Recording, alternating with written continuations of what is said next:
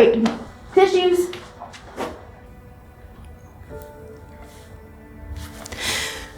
Wow. I just gotta get my crap together here. I actually am a tough old broad. Yeah, it's tough to talk about it.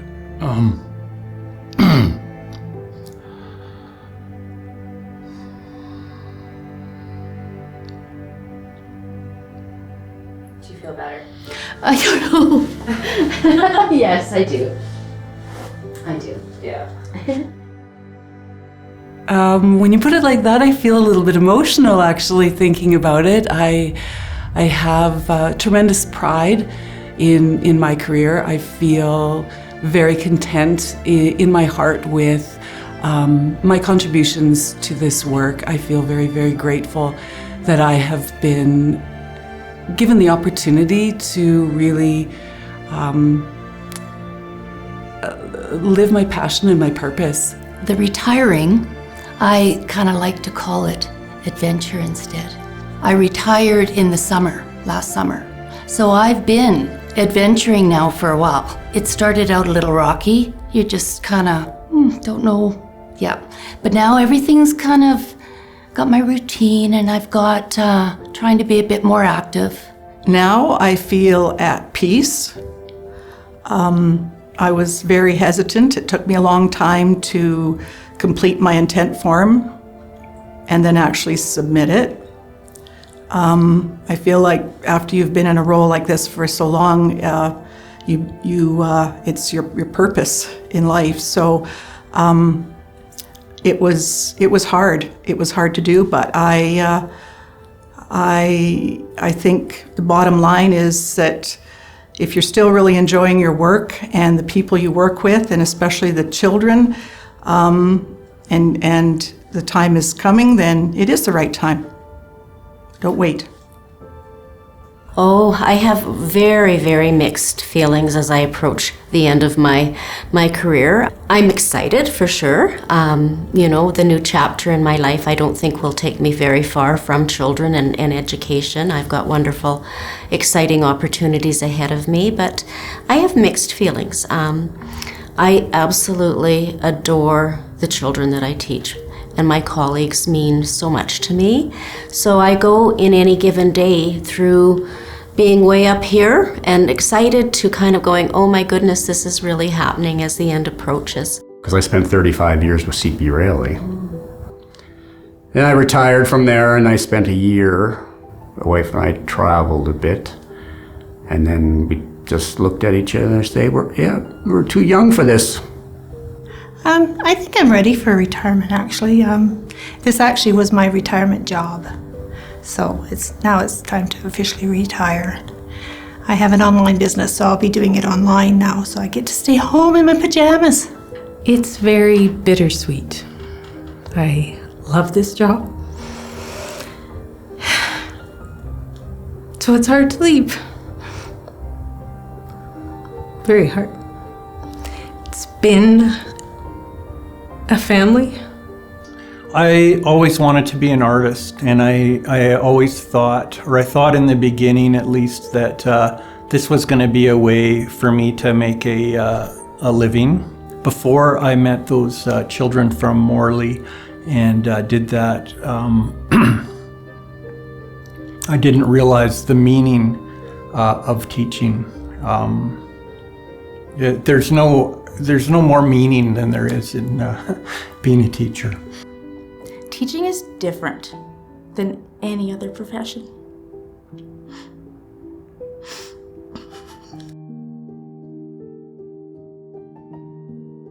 I'm going to miss the laughter and the light bulb moments and the student hugs. Kids. They're neat. It's going to be tough. It's same with when I left the railway. Like, I wanted to leave the railway. But the biggest thing I was going to miss was the people. You know, the people you work with every day, people you see every day. And my wife says that, you're going to miss those kids big time. I'm going, yeah. But it's time to move on. What I'll miss about the division is those relationships.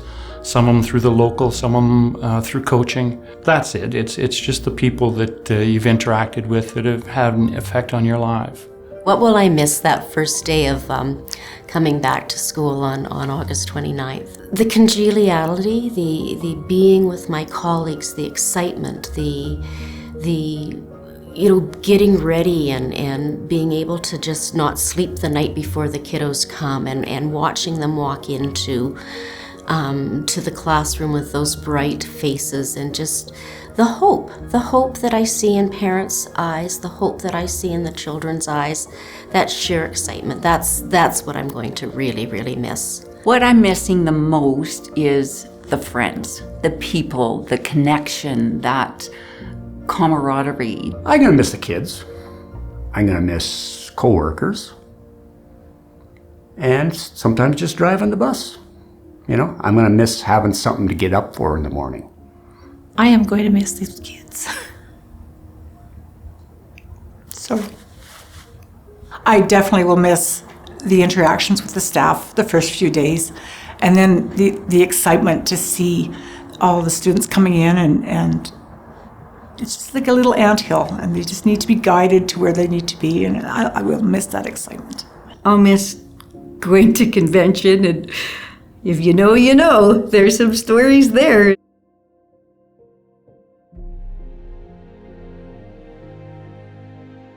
One of the best and most heartfelt accolades I received was from Al Davidson. He had nominated me as his unsung hero. And I guess that's because he thought I was the toughest old broad he knew. But no, that was probably one of the most heartfelt accolades I received. Part of my job was at the Career Center to do mock interviews. So these students would come in and I would just kind of say, "What's your dream job?" And the one student wanted to be Snoopy the dog or something, the mascot from the Calgary Stampeders. And I'm going, wow, he would be great. And I think now I go, gee, I wonder who that is. I wonder if that's him. Well, a few years ago, I was in my classroom and a beautiful young woman came in and something resonated with me, but I wasn't sure what it was. And it was a girl who I taught in my very first year of teaching. And she is now a teacher. And she told me, I'm a teacher because of you. And that means so much. Well, I had a young fellow who, the first day on my bus, he informed me that he was Satan's son. And then proceeded to tell me that I should be careful of what I say to him and how I treat him. And I just looked at him and told him, I said, you know what? I have battled many a devil and I'm still here. So that kind of calmed him down a little. I had one child one time when I had my heart attacks. I came back to school and he came up to me and he says, "Oh, you're the teacher who died."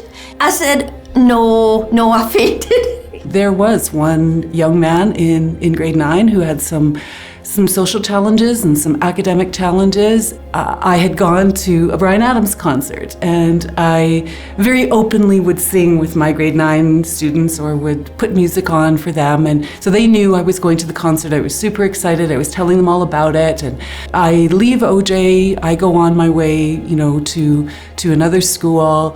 The student heads off to the high school. And we part ways as we do.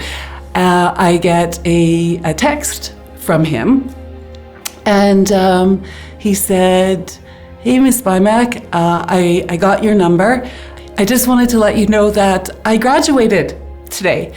And he said, "I also wanted you to know that I listen to that Bryan Adams song all of the time." And he said, it makes me think of you. And he said, it makes me think of how happy I was in your class. One story that is very evident in my mind was when I was teaching grade 6 at Dr. Morris Gibson School. I was job sharing with a teacher named Joan Burke, and that year we had a student that was diagnosed with cancer, and he was at the Alberta Children's Hospital.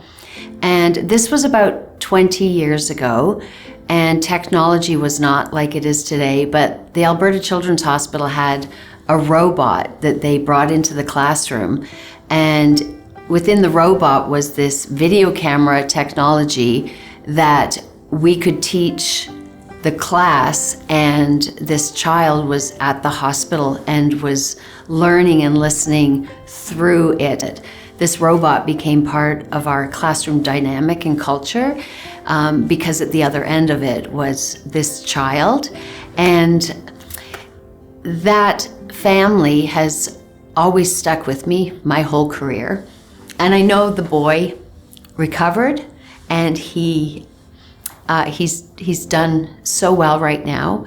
But just the way that the other students responded to it and treated this robot like it was this child sitting at the hospital was quite remarkable. And over the years, we've all had students that have experienced trauma, loss of their own family members, loss of life at schools. I've been a part of a few of those. And at the end of the day, kindness and compassion and empathy and a true love for students, I think, got us all through. All the young students started just about 5, a handful of them, and they do this they want the horn honked when I drive by. So I didn't do it right away. I thought I should get permission because it's loud. So they said, absolutely, go for it. And it's kind of grown. Well, my one story begins when I was the vice principal of Percy Pegler School. And I was new to the building, and I hadn't really been there very long. But I got introduced to this young gentleman in grade 3 who decided to put rocks in the toilet. And so it was my job to talk to him about why we don't put rocks in the toilet, what happens if we have to call maintenance, all the trouble it causes other children, and so on and so forth. The next day, I get to meet the same child because he has now taken all the toilet paper and made a big pile on the floor. So he did not put rocks in the toilet, but he did the toilet paper. So we had to have a conversation about that. Day 3, I get to meet him because he's not put rocks in the toilet. He's not done the toilet paper, but he has soaped all the mirrors. So I had to tell him, unless you are peeing, pooping, or washing your hands, that's the only thing you're going to do in this washroom.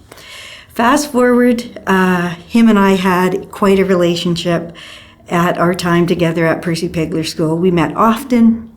We talked a lot. I had to hold him to some high expectations because one time he painted a blue mustache on his face. He came to my office where I wasn't quite there, but he knew to get the timer out the cupboard, time himself for 10 minutes, and then washed the mustache off.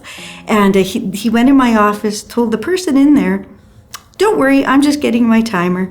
To which there was a social services person interviewing a student, and he joined the confidential meeting. And we had some go-arounds, we had some tough times, we had some good times, but anyway, at the end of his grade 6 year, he moved, and I was moving to go be principal at Joe Clark School.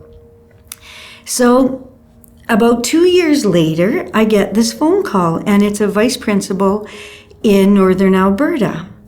And she identifies herself and said, "This is kind of a strange conversation." She said, "But I have this student that you know, and he's having a difficult time." And I told him, "I don't know what to do with you anymore." And he told me, "Give my old vice principal a call. She always knew what to do with me." So we continued and had a conversation about my little friend.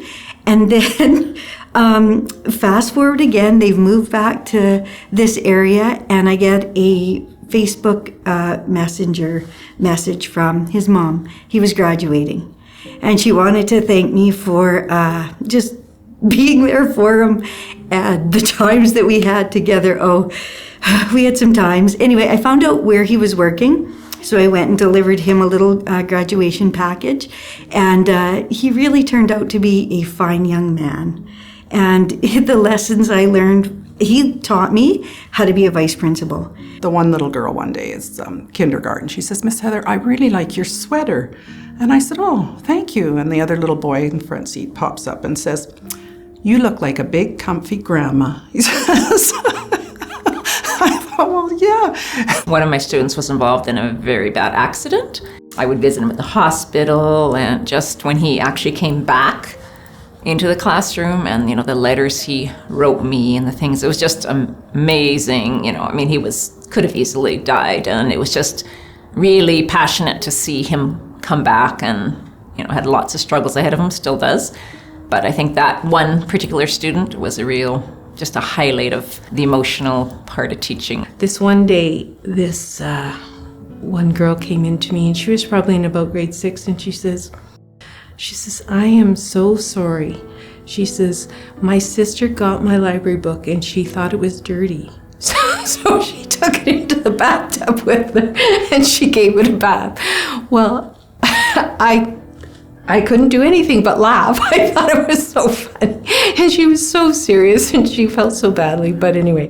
One of my students taught me the lesson, and so it was early in my career, and came along and said to a young lady, okay, I need you to grab a bus pan, fill it half full of ice, grab a bunch of juice, pop, water, and maybe a Gatorade, and fill it up. And so went off to do other things and came back about 5 minutes later, and there she was on about the 7th or 8th bottle. She thought she was making punch. I thought she was making a bus pan of drinks to set out in her room. And so it taught me the lesson of, you really need to be specific with your instructions, because she'd followed everything I'd said and not done anything wrong, and yet was a long way from what I'd hoped to get for an outcome.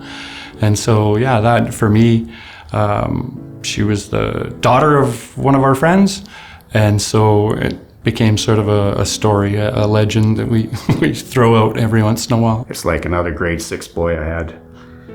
He was, he was not one of the more social type of kids, right? And he just started, second week in grade 6.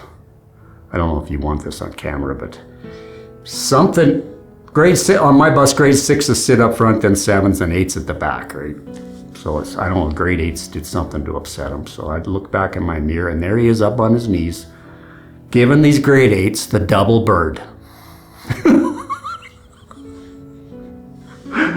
I told him his name was Jeffrey. I said, Jeffrey, sit down, don't do that again. But I had to laugh when I told his mom about it too. She laughed. Yeah. This was a note that I received the first year that I worked for the school division. Mrs. Stevenson, could you please find out for me who takes the school bus from High River and where it picks the kids up? Also, if one of the parents of the kids could take Ashley every morning and afternoon for me, because my husband and I both leave for work early in the morning. My husband could drop her off in the morning around 6 a.m. on his way to work. Please turn over. Please send home a note with Ashley with any information you can find. We are moving to High River on Sunday, and I must sell my dogs. If you know anyone who would be interested, $300 each or $500 for both. Thanks. So I was pretty green when I first got this note, and I did everything I could to help this poor lady. But one thing I took away from it when I reread it in my later years is that most days you work for the school division. Other days you help childcare providers find work, and sometimes you're just Kijiji.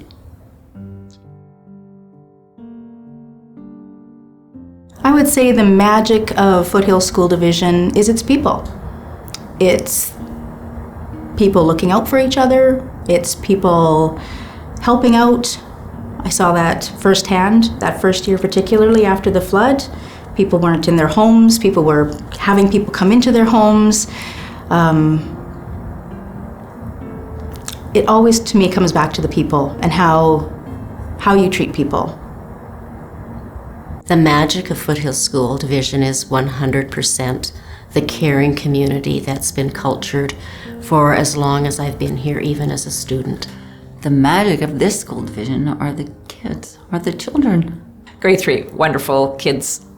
They're magical. They adore you. Majority of them, you know, they want to work. A lot of them. The caring, I see all the time individual support students get, teachers get. We're there for each other. It's a tough one to put into words, but I think we're like a team. I think we're magical because we work as a unit, as a family, and if somebody's in trouble, we're always right there to help them, whether it's personal or somebody's gone to the ditch and we'll say, okay, I'm only 5 minutes away, I'll come pick up your kids or whatever. I think that's a lot of it. We're just one big family. Oh, I think it's moments like these that make FSD so special because they take time to nurture people, to learn, to develop people, to take interest in people. I think that's what makes FSD a really great place to be. When I actually entered the Faculty of Education at U of L, I told my mom, I'm going to work for Foothills School Division. She said, well, how do you know you're going to do that? I said, because it's the place to be. And here I am all these years later with a ton of experience, a ton of things behind me that I would have never, I don't think, had those opportunities in different places. So I'm forever grateful to Foothills.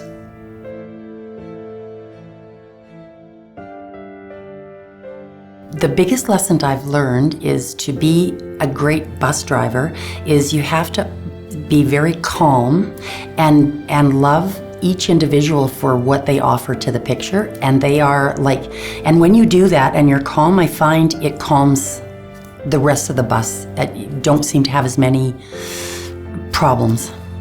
The lesson I learned the hard way. I learned that your to-do list is never ending and that we have to be good to ourselves. And sometimes we have to let that to-do list go. Love what you do. Own it. It's important to own what you do, love what you do.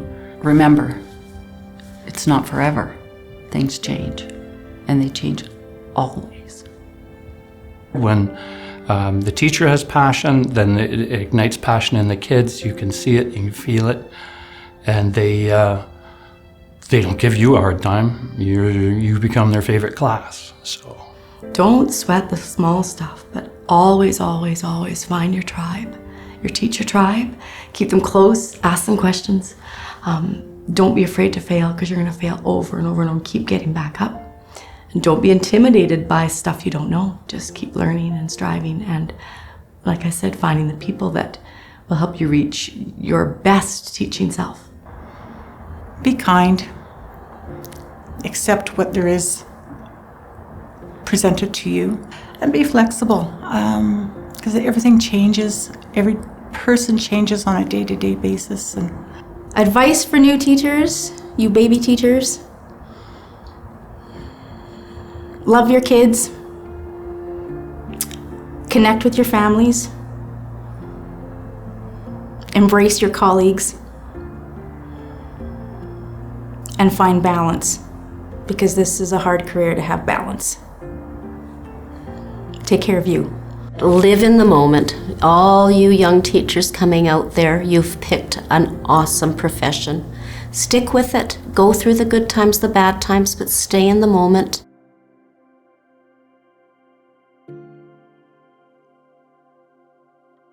There are really great people who work in this division, and I'm just so honored to have had a chance to be able to have been a principal for them. And for some people, maybe that's a friend, and for some people, maybe that is, maybe I am someone who pushed them a little bit further, but I hope that I treated them well. I just want to say thank you. Just thank you. I am so grateful for each and every day, and as I said, I'm grateful for the division, for the opportunity to have been a teacher in this wonderful division. I'd like to thank Division Office because they've always been good to me at Division. Everybody in Division Office and all their jobs have been very, very good to me. I would definitely like to thank all my coworkers who put up with me. We always had so much fun. People would phone and we might be laughing and they're going, "You're having way too much fun in there." I go, "Yes, we are." I am really grateful to you for having me talk about these things because it's brought up a lot of wonderful memories and it makes me even more grateful for the time that I had. I can't imagine doing anything but this.